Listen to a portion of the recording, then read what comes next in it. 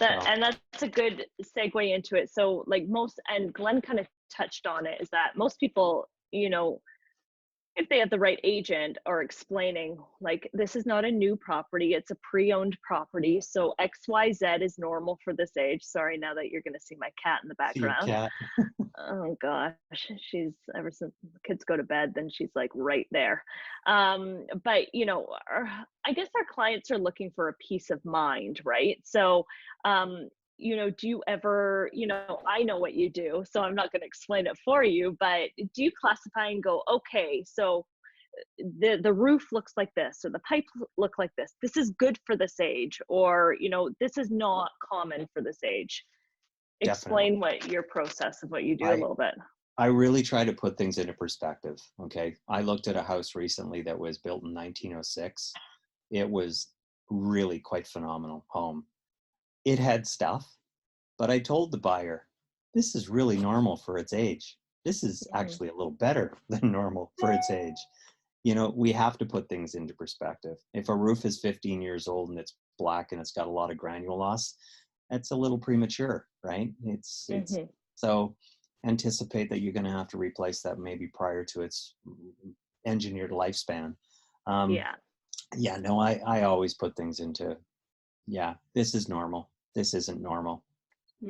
Your inspector's very normal. Your real estate agent, Brittany, is not normal.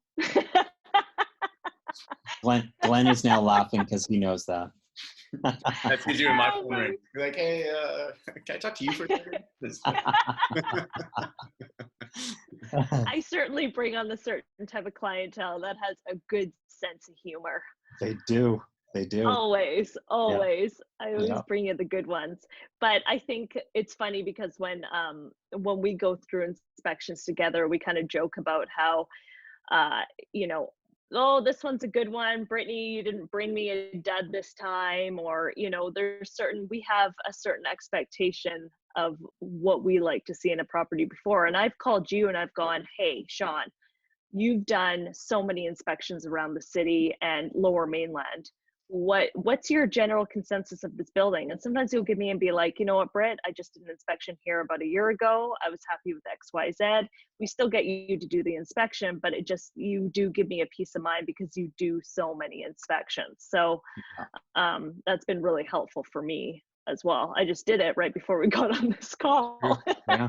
And I do that. I probably get at least two inquiries a day from agents around the city, essentially asking me, have you been in this building recently? Because recently is very important. If it's 2 years ago, they could have done a lot of work. And I tell them, yeah, this is what's been going on in the building from my past experience, look for this. And it kind of helps everybody, because you do want to save that step, right, to your buyer. Yeah. I was just there last week and, oh my God, guess what? They got to do this, this, and this. You can just move on to the next one, and they don't have to wait and waste their money on an inspection that's going to. Yeah, or you can give them the information ahead of time so they can make their decision and be like, look, I understood that this was going to come up. I have a contingency fund. Yeah. Speaking of contingency funds, actually, do you have any recommendations for strata buildings or for detached houses of what you generally think that people should set aside, or do you have a rule of thumb? I actually usually defer that to the agent. I say you're in good hands with your agent. You've heard me say this 1,000 times. I say it especially to first-time buyers. Make your own contingency fund. Don't rely on your stratas. Just put a little money aside, or actually tax a line of credit onto your mortgage and forget about it, because we don't know how strata is going to vote on something. So you could get hit. You never know. It's funny too with some buyers. I mean, whether they're first time or second timer, but it's strata related, it seems like they forget, like, no, that's your roof. Like, it's your roof. That's right. So, like this, and contingency funds fluctuate like crazy, because maybe they've just had a big expenditure and they're rebuilding, or maybe it's huge and people are like, oh, there's so much there. And I'm like, they think that's great. And I'm thinking something's coming if there's that much, right? Which isn't a bad thing either, right? But it's just like, hey, just keep a little bit aside if you can, just in case, right? Well, you gotta love those ones that the owner in the strata will say, well, I live on the first floor, why am I paying for a new roof? Yeah. Or the elevator. Yeah. Yeah. Sorry. Yeah. Doesn't work that Like, way.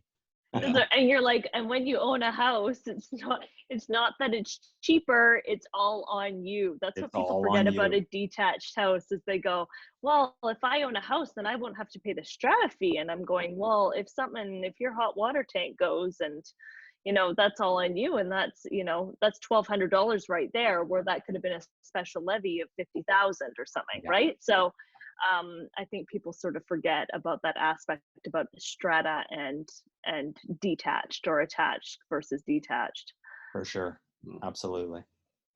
All Okay.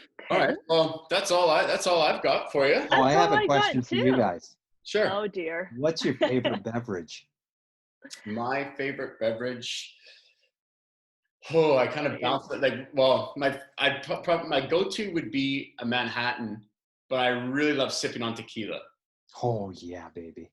So that's my go. Like You that just tequila's hit my Shawn. go-to right now. And I've got a nice little collection and a little bit of mezcal as well. That I just Oh, after this, I will probably sip on some. I love you, Glenn. Likewise. What about you, Brittany? I love rum. Rum. Oh, Rum. really? Mm-hmm. Huh.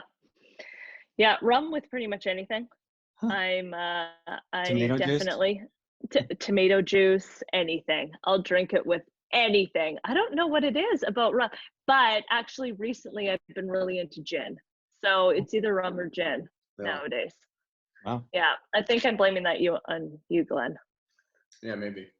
Yeah, the gin came from after I Yeah. started partnering with Glenn. I'm like, I don't like gin. He's like, maybe you should try it. I'm a child sometimes. I figured it was a good question. Yeah, It's a great question. Great Now we question. know what you like. What's yours? Glenn hit me tequila. Yeah. Tequila. Well, Tequila yeah, your place in Mexico and wine. Yeah. and wine and really anything at Scotch, this point. gin. Yes, question.